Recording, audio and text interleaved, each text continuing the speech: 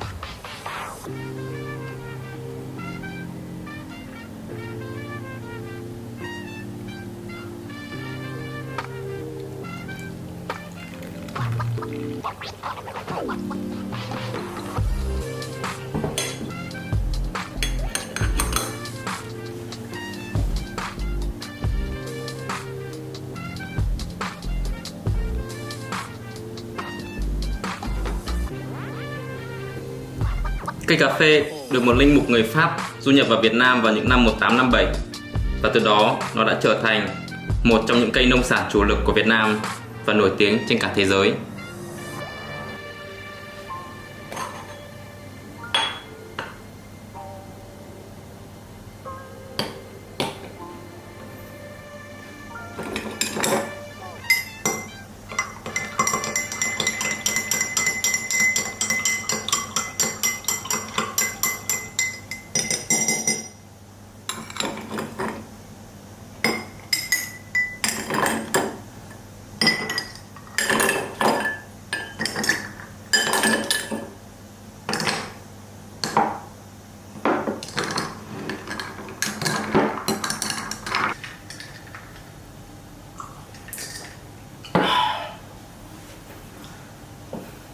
Cà phê sữa đá của Việt Nam thực sự là một sự kết hợp hoàn hảo giữa vị đắng của cà phê Robusta, vị béo ngậy của sữa đặc và sự mát lạnh của đá.